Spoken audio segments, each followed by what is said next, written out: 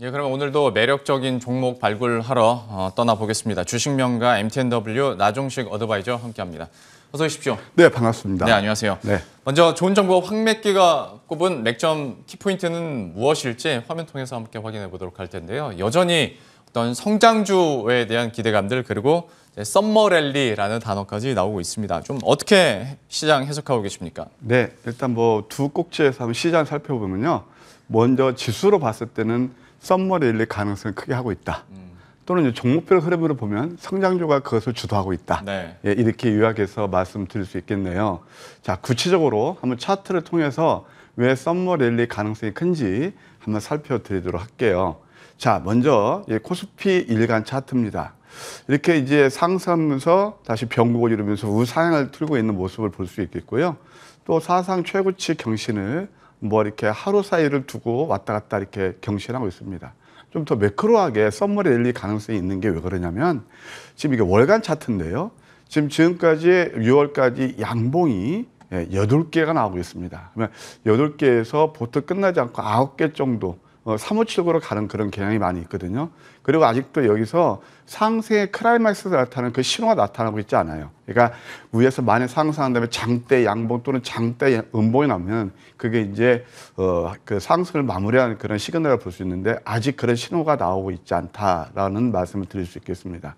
자, 코스닥으로 돌아와서 이제 아까 제가 말씀드린 성장주가 왜 주도를 하고 있느냐 그런 것들을 이제 말씀드리고 싶은데요. 사실 코스닥은요. 20년 만에 온 빅사이클입니다. 제가 이 시간을 통해서 여러 차례 말씀드린 기억이 납니다만은 결국은 98년도부터 2000년까지 진행된 그 IT 정보화 혁명 있죠. 그 버블 이후에 지금 제4차 산업혁명이 주도하면서 20년 만에 온 빅사이클이다. 이런 사이클은 큰 흐름을 쉽게 꺾이지 않는다는 거에 우리가 한번 볼 필요가 있겠고요. 지금 이 코스닥 일간 차트인데 이것도 그동안 상당히 3월달, 5월달 그 힘든 구간.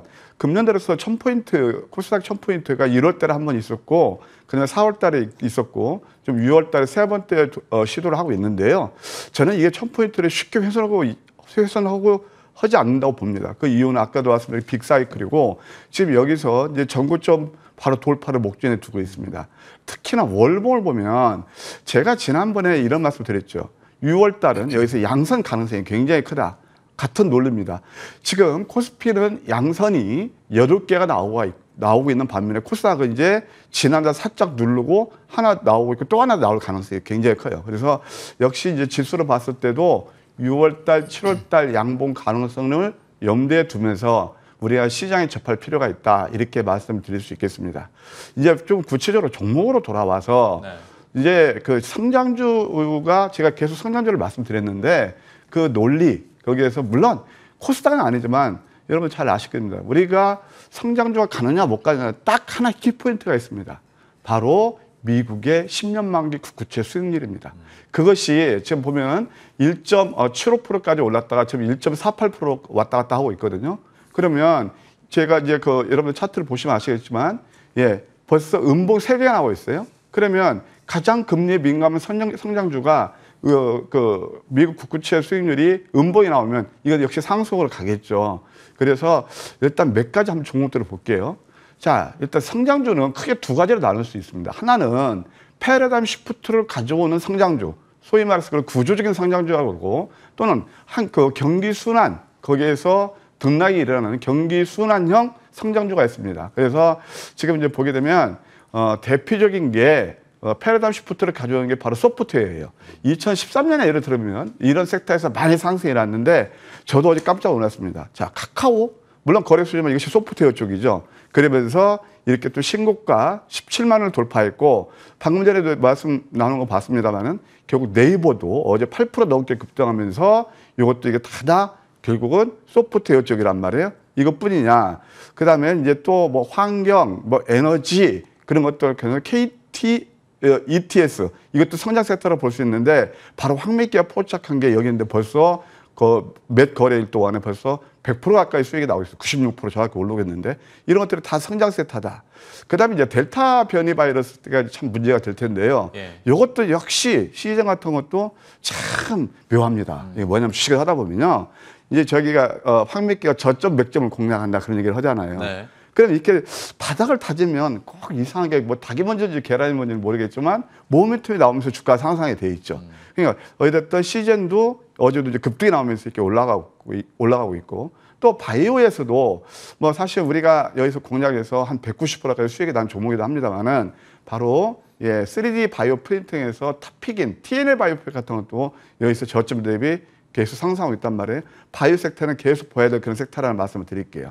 그 다음에 또 어제 같은 경우 보면 차량용 리드 프레임 벌써 국내에서 탑픽인 이게 차량 반도체 SNDS도 이것도 이제 성장주에 속한다고 볼 수 있죠. 어제 또 슈팅이 나오면서 급등이 났다. 자, 이런 것들을 봤을 때 성장주는 쉽게 꺼지지 않을 것 같다. 그렇다고 온리 성장주냐? 그건 아니고 그것을 이따 좀 제가 다음 콜에서 말씀드릴게요. 예. 그러면 그 얘기가 나온 김에 이 질문 한번 드려볼게요. 네. 성장주에 대해서 지금까지 얼마나 시세를 주도했고 그다음에 또 앞으로도 주도할 것인지에 대한 포인트들을 짚어줬는데 네. 다만 지금까지 많이 올랐던 종목들은 신규 매수할 타이밍을 안 줄 정도로 가파르게 올라가고 네. 있고 그 외 종목들은 또 그 안에서 좀 순환매가 여전히 빠르다 보니까 네. 개인 투자자 입장에서는 이것도 좀 까다롭거든요. 굉장히 어려운 예, 구간이죠. 어떻게 해야겠습니까? 저한테 네이버를 사라고 질문하셨다면 전 이 구간에서 안 삽니다. 그러니까 뭐냐면은 주가가 많이 올랐을 때 우리 보통 개인 조배들은 야 내가 저 종목을 안 사면 남이 소외되는 것 같고 바보 그렇죠. 된다는 생각이 들거든요. 네. 그때는 바보가 되십시오. 이게 뭐냐면은 우리가 수익을 내는 핵심 키포인트는 뭐냐면은 실적과 성장성이 뛰어난 종목을 저점 매수하는 거거든요. 그러니까 이미 시장에서 많이 회자가 되고 저도 오늘 말씀드리잖아요. 네이버, 카카오 얘기하고 모든 방송 매스컴에서 다 얘기할 겁니다. 그때는 한때 부딪히는 전략이 좋고 저평가되고 바닥에 있는 종목들을 접근하는 게 좋다. 이렇게 말씀드릴게요. 지금으로서 좀 우리가 어떤 스탠스를 갖춰야 될지에 대해서 전반적으로 시장 얘기를 해주셨고요. 저희가 AS도 한번 해보도록 하겠습니다. 세 개 종목을 오늘 살펴보도록 할 텐데 일단 저희가 저희 프로그램에서 좀 자주 언급되고 AS 해드리고 있는 자이언트 스텝도 역시 올라가 있고요. SK 아이테크놀로지, M게임 모두 32%에서 한 16% 정도 수익률을 기록하고 있습니다. 또 긍정적인 건 추세 자체가 다시 한번 이제 반등하면서 상승 추세를 기록하고 있기 때문에 이 세 종목 모두 현 시점에서 좀 어떻게 업데이트할 수 있을지 하나하나 좀 짚어주시겠어요? 예, 먼저 자이언트 스택 같은 경우는 뭐 황미끼가 포착을 했고 그다음에 또 뭔가 다 아시죠? 세상이 변하고 있잖아요. 네. 예, 메타버스. 그렇습니다. 거기에서 국내 탑픽입니다. 그래서 이게 결국 뭐 네이버 그 아루라 볼 수도 있는데 지금 자이언트 스택 같은 경우는 이제 황미끼가 포착해서 한번 상승하고 눌림에서 그때 이제 제가 소개시키는 게 4월 22일 날이거든요. 그러니까 약간 여기서 좀 눌렀다가 또 상승했는데 결국은 이것도 한 제가 소개시킨 다음에 34% 수익이 내고 있습니다. 최근에 보게 되면 기관과 외국인들 수급이 많이 들어오면서 특히 기관들 주가가 슈팅이 나왔는데요. 이것도 지금 이제는 저는 이제 저와 함께 하시면 6만 원대 일단 좀 수익을 실현하시라라는 말씀 드렸거든요. 왜냐하면 아까 똑같은 논리입니다. 벌써 메타버스 관련주 자이언트 스텝이 많이 올랐다라는 얘기가 나오면 그때는 소위 말해서 이런 말 있잖아요. 예, 소문에 사서 뉴스에 팔아라. 그것처럼 이게 이제 이격이 많이 벌어지면 매도하셔야 되고 만약에 AS 차원에서 말씀드리면 5만 원대 초반에 오면 다시 한번 관심을 두는 전략 좋지 않을까 이렇게 말씀드릴게요. 예. SK 아이테크놀로지는 좀 어떻게 보십니까? 예, 기억이 납니다.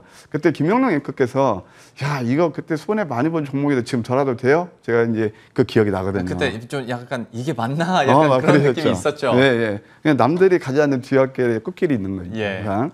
그래서 이것은 뭐 오래된 것도 아니에요. 5월 27일 날인데 바로 이 바닥권이었거든요. 근데 제가 좀 한 2주 동안 방송을 못 나와서 좀 시간이 흘렀지만 이거 또 한 번 고점을 돌파하고 있습니다. 이 종목은 참고로요. 연기금에서 여기서 내내 한 달 동안 하루도 쉬지 않게 매수를 했고 어제 같은 경우는 한 13만 주 넘게 매수로 들어오면서 시세를 내고 있는데요. 아직 끝나지 않은 것 같습니다. 주봉을 보시게 되면 지금 양선이 지금 몇 개 나오냐면 6개 나오고 있죠. 그래서 한 7개 정도는 뽑지 않을까 생각이 들고 저는 이게 지난번 기술적으로 봐도 여기서 장대 음선을 들여온 자리 여기에서 한 절반 정도 되돌림을 준다면 한 18만 원 정도까지 볼 수 있지 않을까 예, 이렇게 말씀드릴게요. 자이언트 스텝과 SK 아이테크놀로지 봤고요. 마지막으로 M게임도 간단하게 좀 AS 업데이트 해드리시죠. 그럴까요? 자, N게임 같은 경우는 사실 제가 이제 지난주에 소개시켰던 종목이기도 예. 하죠. 이제 쉬었다가. 그래서 N게임은 아주 이거 저는 이제 여러 가지 각도에서 볼 수가 있는 그런 종목인데 첫째는 게임에서 워낙 실적이 좋아져요. 그러니까 어제도 그 장 마감 후에 열혈 강호가 중국에서 아주 분기 사상 최대 매출을 기록했다는 얘기가 나왔잖아요. 그것뿐만이 아닙니다. 아까 자이언트와 똑같은 맥락에서 볼 수 있는 게 바로 메타버스 관련주로 포함된다는 거예요. 물론 선익 시스템, 한비 시스템 그런 종목들도 메타버스 관련주긴 합니다만은 동사는 그저 엠플레이 파크라 해서 저기 태안에 거기에서 VR라든가 이런 것들 연구하는 연구소가 있고요. 또 유니티라 해서 이게 메타버스에서 아직 상장은 안 됐지만 굉장히 좀 영향력 있는 그런 회사하고 협업 관계에 있다. 그러니까 게임 플러스 메타버스 관련주 그것을 먼저 황매기는 포착이 됐죠. 어쨌든 지금 16.6% 정도 올랐는데요. 어제도 있잖아요. 시간에 의해서 한 3.5% 정도 이렇게 오른 것 같아요. 그러니까 실적이 워낙 좋으니까. 그러면 대략 제가 말씀드린 데서 20% 정도는 무리가 없을 것 같습니다. 그러면 10,000원대가 전 고점이거든요. 들고 계신 분들은 축하드리고요. 일단 10,000원대에서는 일단 뭐 초단기 20% 수익 나셨으니까 일정 부분은 수익 실현 전략이 좋아 보인다. 이렇게 AS 드릴게요. 참 현 시점에서 어떤 투자 판단 내려야 될지 세 개 종목에 대해서 이렇게 업데이트를 해드렸고요. 황매기가 포착한 탑3 종목 하나하나 공개를 해보도록 하겠습니다. 첫 번째 종목은 어떤 거 준비하셨어요? 네, 피플바이오입니다. 지난주에 들고 나왔는데 좀 7% 정도 오르다가 네. 이게 또 이렇게 좀 내렸어요. 그래서 지난주 매수하시면 약간 지금 손실 구간이 아닌가. 그래서 AS 겸 좋습니다. 지금 다시 한번 제 관점에 둘 필요가 있다라는 차원에서 들고 나왔습니다. 사실 피플바이오는 제가 상장 첫날 이때 아주 저평가되고 앞으로 성장성이 뛰어나다라고 판단해서 이때 들어가서 진짜 뭐 숨가쁘게 414% 우리가 수익을 냈던 종목인데 마디마디 황매기에 포착해서 아주 짭짤한 수익을 내고 있는 종목입니다. 근데 지금 이렇게 이제 주가가 상승했다가 내리고 있잖아요. 이때는 무상증자 100% 모멘텀으로서 상승했고, 이때는 또 바이오젠이 우리가 치매 치료제를 FDA에서 상위 승인을 받았잖아요. 이때 또 상승을 했고, 이제 지금은 뭐가 나왔냐면은 엊그제 이제 그 제3자백주 유상증자 또는 CB 전환사채 발행 그 이슈가 나왔거든요. 그래서 주가가 눌러줬어요. 자, 근데 왜 이거 제가 피플바이오를 또 한번 강조를 드리냐면 일단 기업 내용이 상당히 좋습니다. 아시다시피 기업 내용을 설명드리면 세계 최초로 알츠하이머병 조기 진단 키트를 출시했어요. 그래서 이것은 피 한 방울로, 과거에는 문진표에서 피 한 방울로 쉽게 우리가 판별할 수 있거든요. 정확도도 굉장히 높습니다. 90% 이상이라고 그러네요. 그 다음에 아까 말씀드린 바이오젠 이제 치매 치료제가 나옴으로써 과거에는 우리가 치매 치료제가 없을 때는 내가 치매가 걸렸다 하더라도 치료제가 없으니까 이거 뭐 진단할 필요가 없었잖아요. 네. 근데 앞으로는 이제 이것이 오히려 더 반사이게 되겠죠. 그리고 회사 확인해 본 결과 검진센터하고 그다음에 보험 연계 이런 것들이 차곡차곡 좀 진행이 된다. 그렇게 얘기를 들었거든요. 뿐만 아니고 유럽이라든가 싱가포르, 필리핀 이런 동남아 그러니까 글로벌 그 진출이 서서히 가셔야 되고 있다. 특히 유럽은 이제 금년도 하반기인데 내년 초 정도는 가능하지 않을까 이렇게 얘기가 나오고 있습니다. 그리고 또 내년에는 파킨슨병까지 나오니까 여러 가지 앞으로 성장 동력은 풍부하다 할 수 있겠고요. 자, 기술적으로 봐도 이렇게 좀 눌림을 주고 있거든요. 근데 왜 이렇게 380억 이번에 그 자금 조달을 했는데 주가는 내리느냐 이런 게 있습니다. CB 같은 거 발행하고 그러잖아요. 그러면 일시적으로 주가가 눌림을 줘요. 대표적인 게 유유제약 같은 경우 한 300억 정도 지나면 12 발행해서 눌림을 줬는데 뭐 어제도 시간에 상한가 가는 것을 제가 보긴 했습니다만 이게 의례적인 눌림이고 사실 이게 지금 제 3재배 정도 22,400원 정도 되거든요.